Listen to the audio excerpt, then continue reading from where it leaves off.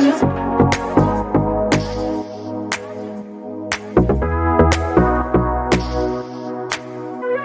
get everybody staring for days. All they see is just a young, pretty face. But I'm trying to get to know you much better. Don't matter how much time it will take. But there's something you're trying to hide. There's something you're keeping inside. But I'm trying to get to know you much better. Don't matter how much time it will take.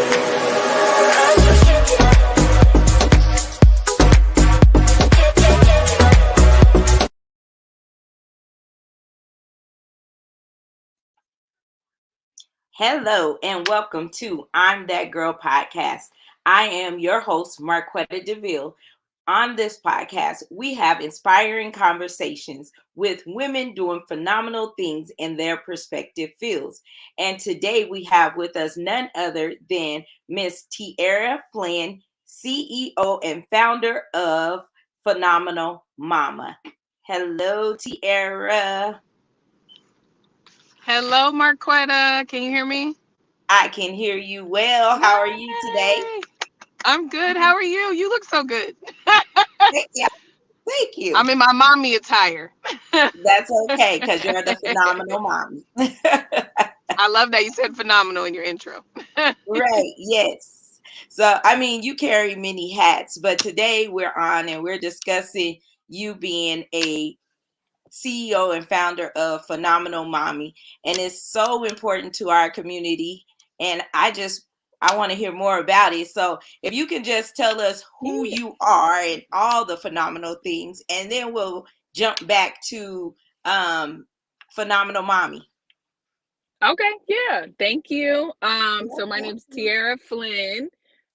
First, I am a mother. I have 2 kids. I also been a business owner for the past 12 years, running a marketing firm with my dad. And then I started in 2020, officially launched it in 2021, a full spectrum doula practice, which is Phenomenal Mama. So I'm also your cousin. Happy birthday. Yeah. Look, Sean not gonna get us. She's also a wife. Right, yes, I always say I'm a mother and a wife.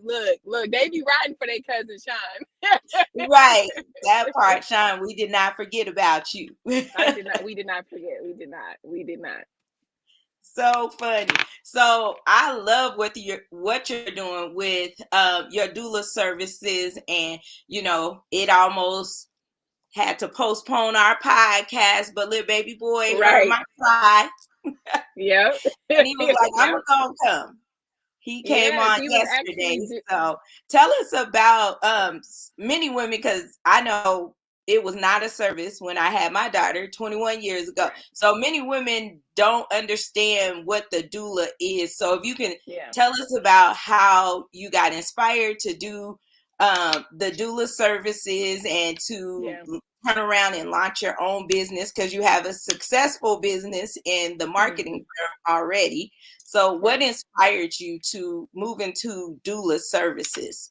Right. Yeah. So, like you said, I didn't know what a doula was before becoming a mother, right? So if I walk it all the way backwards, I always was a person that was like, I don't really know if I want kids. I didn't really care for kids. They didn't really care for me before I, got married and started thinking about it. So I just never really thought about it, let alone thought to plan for it, prep for it, or anything like that, right?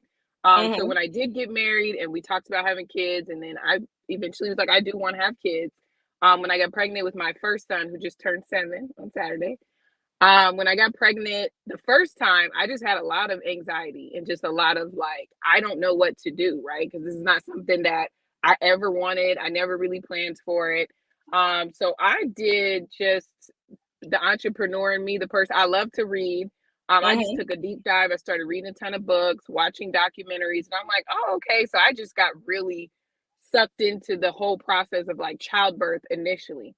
Because my original goal was like parenting, right? Like we start thinking we got to plan for parenting. We got to, what type of food do I want to feed my kids? What type of parent do I want to be? Do I want to, curse at them or let them use iPad screen time. You think about those things, but I think a lot of us don't think about childbirth and planning for that or making a birth plan. Right. So in my reading and research and things like that, I drew up a birth plan and I was like, am I allowed to do this? You know what I mean? Because like we go to the doctor's office and we're like, they were in their hands. Like we just completely trust them, as we should. Right. But not understanding and realizing like you should be working through these things with them, especially for childbirth. It's one of the most rewarding things that we get to experience as mothers, but it's also very challenging if you don't plan for it. So I was in California at the time. They're huge on like the natural, certain areas of California, they're huge on the natural, holistic childbirth and laboring process. So I went to a class and a doula was teaching it. And I was just like you and everybody else. I'm like, what's a doula? Right. I've heard of midwives, obviously know what OBGYN is and nurses and things like that. But I was like, what is a doula? And so I literally, after the class, talked to her for a couple of hours.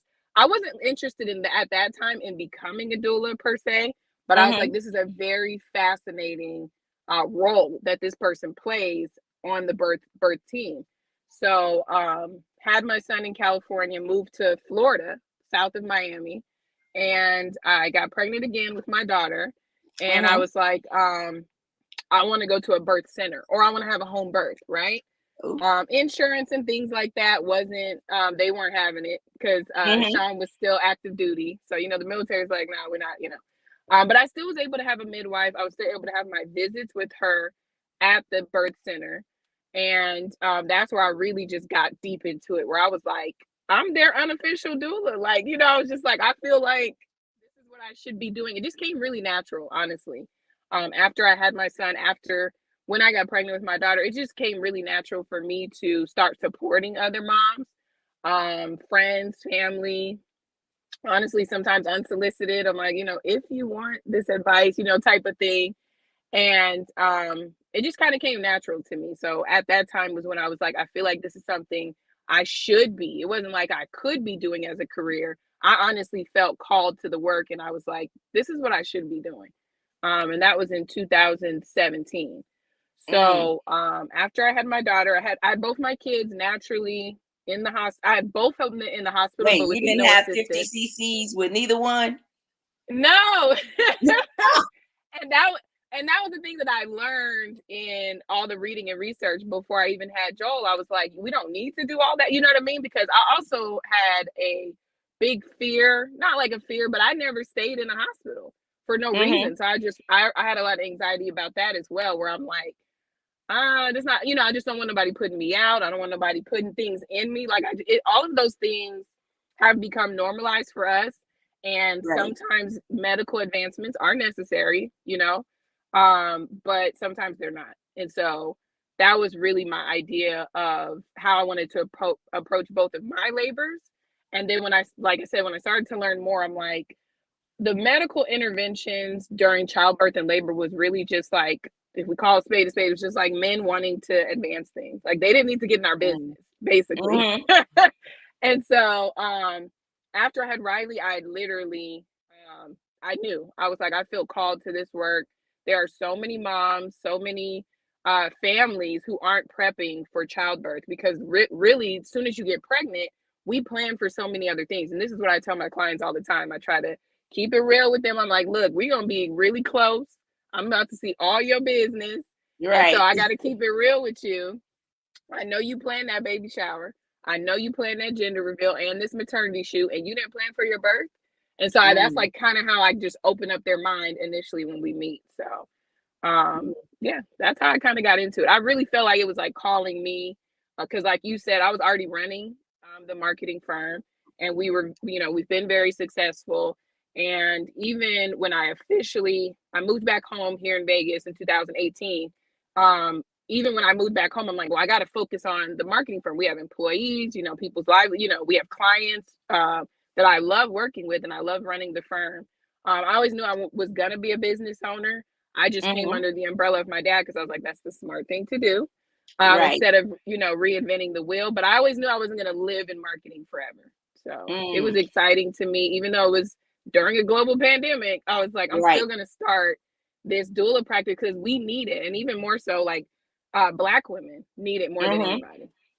Yeah. So that actually segues into my next question. When you bring up women of color, we typically we don't know it's an additional cost that we're not prepared for a lot of times. Statistically, we're few years backwards. So if you're given some of the common myths that you would like to have dismissed today in this conversation, what would some of those be when it comes to women of color, or some statistics that need to be known to heighten our awareness as to why we do need a doula service? Yeah. So, and I don't even think if I mentioned it before, but just to make the distinction between the two, your midwife, it would take the position of your OBGYN if you go that route. Because a lot of people ask us that. They're like, well, what's the difference between a doula and a midwife? Your midwife is your medical care provider during pregnancy. Even afterwards, they can do women's wellness exams and all that. Your doula is your emotional support person. And a lot of people will ask like, oh, I don't need a doula. I got a husband, I got a sister, I got a cousin, I got a friend, because we've studied this, right? We've studied like all the statistics. We know how to help you craft a birth plan. Now we bring your family members in, or sometimes I've had to push people out the way. You know, I've had clients say, I love my mother-in-law, but I don't want her in the delivery room. So we kind of have to reroute her. So that's really what we're like, directing traffic for you. We're helping you craft that plan, right? When it comes to Black women specifically, today in the US, we have one of the fastest rising maternal mortality rates. And basically what that means is that women are dying either during pregnancy or immediately after. We also have the highest rates of C-sections. And like I was saying earlier, C-sections are a beautiful thing, you know, when people need them in an emergency setting. But we're doing them unnecessarily so often and so frequently in the US that some women are having complications afterwards or dying. But then for Black women specifically, there's so many different areas in childbirth and labor. And I know people always say like, oh, we hate to go back to slavery, but it's like, we were the mothers, right? Like for everybody.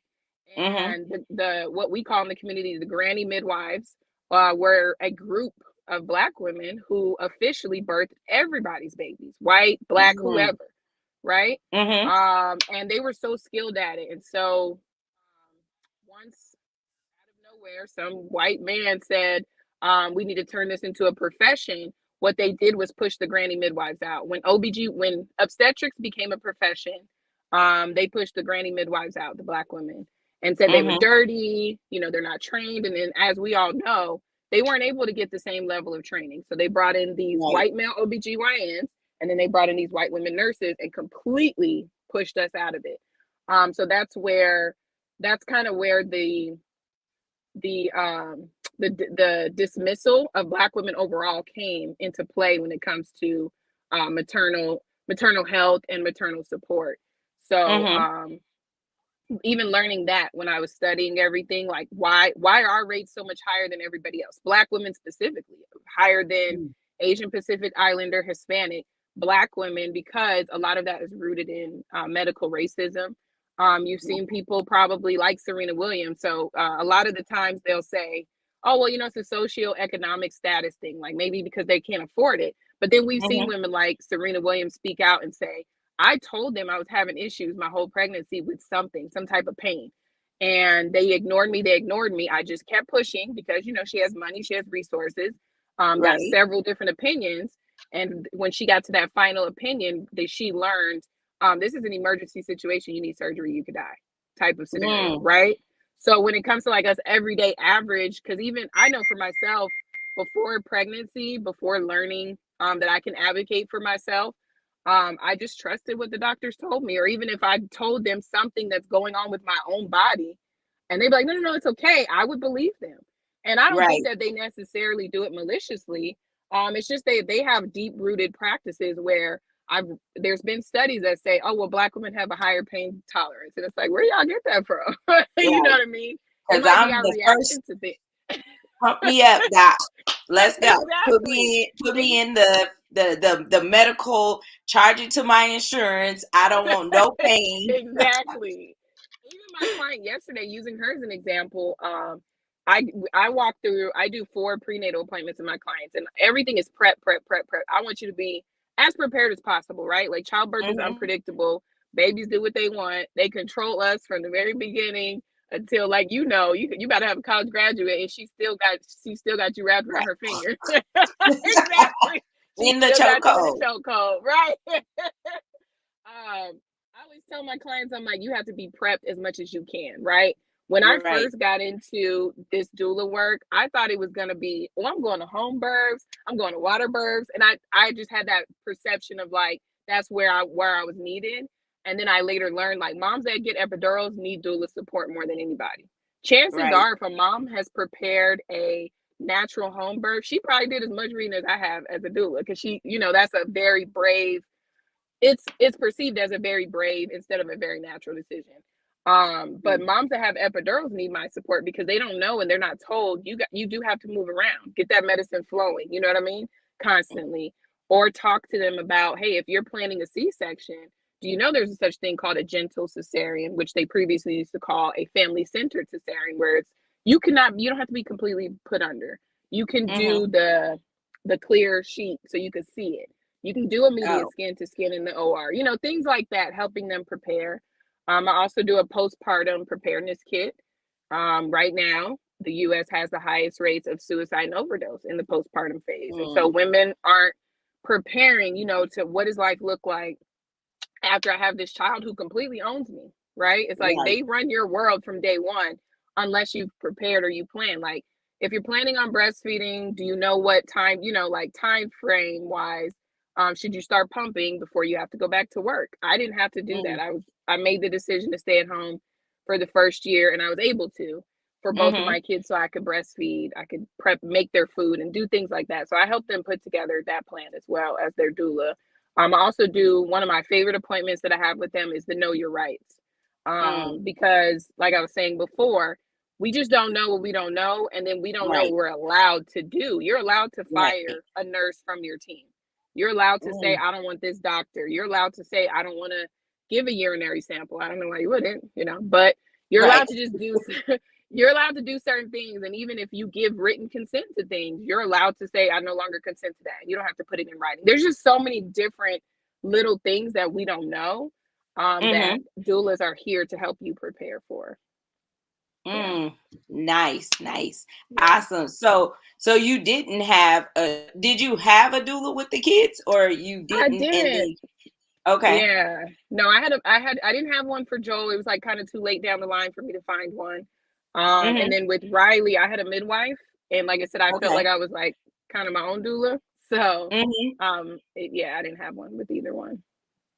So you talk about the preparation and getting them to the point of actual birth. So one quick question. So you said that you can come into the hospital as well. So having a doula just doesn't have to mean you're having an in-home birth, and no option for the weak folks to get there. No, you're not weak. To me, like I said, initially I was like, oh, a doula is associated with home births and birth centers. To me, now that I've been doing it for a few years now, it's like I feel like I want to be there in the hospital more for these women. Now, I don't advocate for you. So that's why we do a lot of prep, because I don't want that. I don't want to be in the way of the medical staff. But I'm there for you to help you prep, and I'm there for support. So I've had clients before, and I'll tell them in advance, like, hey, if they're coming in with all this info and you feel overwhelmed, look at me. We have a little eye signal. And I'm like, tell them, hey, can I have 5 minutes to discuss this with either my doula if I'm there? But I really encourage the partners because I'm also a huge advocate of like, dads, y'all need to be way more involved in the childbirth and labor process as well. Right. Not just showing up or being in the hallway on the phone giving updates. Like, no, I need you to know the stages of labor, just like I'm telling your wife or your partner. I need you to know all of that stuff. Right. Awesome.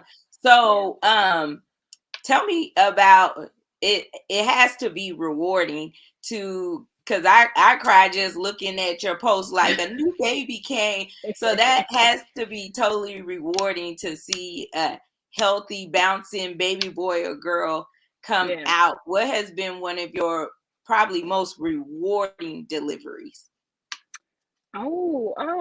Aside from my own, because that's another thing. That was another reason why I didn't want to be medicated, because I was like, I want to remember everything. I want to feel everything. I want to remember when I threw the ice chips at Sean, when I told him get that bird plant out my face. Like, I wanted to remember all of that. Oh, Sean. I know, right? He was a good coach. He was like my doula with Joel. They're all so different.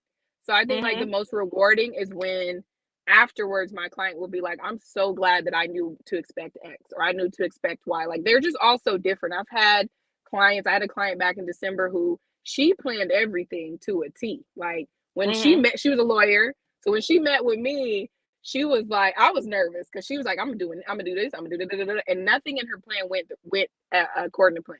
She rented a tub, she hired a photographer, she did a lot. It didn't end up going her way. She had some other complications where she had to end up going to the hospital instead of being at home. But it was rewarding at the end because she was like, I felt so ready. And she's like, even though they were coming at me with all these medical jargon and information, she's like, I felt in control of my decision. So ultimately, that's always my goal. Yes. And even the one yesterday, she was at home laboring for a while. I go through the stages of labor with them, and I, talk about stage 1 is the longest. This is when you start maybe getting Braxton Hicks. This could last for a couple weeks, blah, blah, blah, She was keeping in touch with me all day Sunday, or maybe late Saturday. And she just knew. Even she had a midwife and a midwifery team, but she knew, to listen to herself more than them. So they were telling her, no, just stay at home, rest, take a nap. And she called me, and her husband called me. He's like, I'm just not feeling it based on what we talked about, what we prepared for. We got to the birth center and she was already 8 centimeters. So I'm like, I'm glad you didn't listen to them, because you would have been having that baby at home. I think just moments like that where it's just super rewarding, or like you were saying, like, I just was standing in the suite. If they have a partner, my intention is like, I'm going to be out of the way. I remind them of that so much, because I'm like, this is a very intimate space. Like, people don't realize how much you could reconnect with your partner during childbirth. So they're in the tub together. She had her little speaker. And that's why I just started recording it, because I'm like, oh, this is so beautiful. Like, not the Black National Anthem. Okay, y'all. Right. Like, it was just, just different moments. And then I've had some traumatic ones too, where I would leave the hospital or leave the situation where I'm like, that didn't feel right. And I just had to like sit in my car and release and be crying and be like, man, I felt like I could have did more, said more. But then I'll talk to the client like a week later, and they're like, no, I feel like we did everything, we could do to prepare. Things happen sometimes. So. Oh, that's awesome. So if we could say, becoming a doula, you had a journey, you had a process. And so there's probably someone out there listening today like, man, I feel the same calling that Tiara felt 5-6 years ago. What's the process like to become a doula? Yep, that's a good question. So the certification process of becoming a doula is not officially regulated.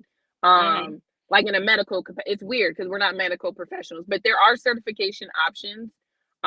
What I did was Google, and I'm not gonna lie, I went through 2.5 till I got to the one that I really wanted to go through. So there are different certifying agencies that you'll go through their online course, in-person courses, sometimes a hybrid. There's a lot of reading, Like the one that I landed in is called Birth Advocacy Doula Trainings. I'm not promoting, I'm just saying. I went with them because they were more well-rounded in cultural competency, and it was just more fitting. They were Black owned, they were LGBTQ, like they just felt more inclusive. So that's why I landed with them. That would be my recommendation to anybody that wants to get into it. Like, find a training program that fits, the community you want to serve, not even just for you, how you identify, but what community do you want to serve? And then there's also different versions. There are different types of doulas that you can be. You can be a birth and postpartum birth and postpartum doula only. You could be a postpartum doula only. You could be a support and loss doula only, and you could be full spectrum, which is what I got my certification in, which means I could be there for your birth. I could be there in the pre stages, postpartum. I could also support people that went through the adoption process. who've had miscarriages, who've had abortions, because all of these different people in their reproductive journeys need support, ultimately. Right. Yeah. Look, I need a doula. No. Well, it's crazy because on another podcast, I was with a bunch of different birth workers, and there was an older woman there, and she said, I'm an empty nester. And one of the more seasoned, she asked all of us, she's like, when does postpartum start or end? And one of the more seasoned, she's now a midwife. She was a doula for years. She told her, she said, you can be experiencing postpartum depression as an empty nester. Yeah. Yeah, I just learned that like it was early this year. I was on a group panel and I was like, I didn't even know that. So yeah. Wow. Yeah, that's good. That's good to know. Maybe that helps me understand why I cry still. I'm like, I went from crying at dropping you off to kindergarten to first grade, all the way through 12th grade. And I'm still crying, dropping you off at college. So I got, okay. I can tell my husband now, I'm just still postpartum. You're like, I'm about to hire a doula. Right. Like, deal with my crying or let's get a doula. Pick one. I'm my cousin. We're going to go to brunch every Sunday. Right. That part. Yes. So, oh my God. It feels like we have so much that we can still talk about. This is like, I feel, I'm going to be totally honest. You need a doula podcast. So you can talk about these topics. Like, not you giving me a call to action. Yes, call to action. That's the big compliment in her, y'all. She always giving us assignments. Right. I do. I feel like there sometimes you just don't know what questions to ask about stuff. And my story with I was able to carry Jayla, and from there, I was never able to carry full term again. And none of my doctors, I went to various different doctors. Nobody was ever able, still to this day, to explain the why. So it gives me hope to at least understand, like, I personally can't have any more children because my stuff is gone, but you're like, the shop is closed. Yes, shop shut down. But it helps me help the next generation of women to understand, like, okay, you had this, you may experience this. I can talk to you about the grief of it. I can talk to you about my experience, but I'm at a point where I can't even give you any recommendations. And that's tough for me because I'm like the go-to person. So I'm like, you are. I'm a realtor, but people ask me about medical, about party planning, about just about anything, right? And so and we are that as doulas. Like, they in your training, sorry. In your training, they're like, put together a 1-page resource list, right? And like you said, I'm the same way. I think being a business owner, we just naturally be like, no, I want you to know this, know this, know that. So I'm up to like 8 pages. I got chiropractors on there, belly binding, maternity photographers. So my clients get, I think it's up to like 8 pages where I'm like, I'm constantly adding to it. I'm like, do you want a Black lactation specialist for breastfeeding, or do you want this? You want, so we're resource hubs as well as doulas. Yes. I think that's just entrepreneurs in general. They like, if you can run your own business, you know everything. You know everything and everybody, right? So we definitely have to continue this chat, but I feel like I'm going to be bringing you back so we can introduce your doula podcast. Right. So, listen, I had a podcast previously, so you're like putting the pressure to be like, get back on it. I had one pre-COVID with that partner, so maybe we'll get the wheels turning again. Yes, I appreciate that, because you have women like us that need more information. Like, it's definitely needed in our community. We need to step up and know that the information is out there. There's options for you. You gave at least a whole season of topics just in our last few minutes talking. I'm like, okay, she can have a season on how to prepare, a season on your rights. Y'all see what she doing? Y'all see what she doing to me, right?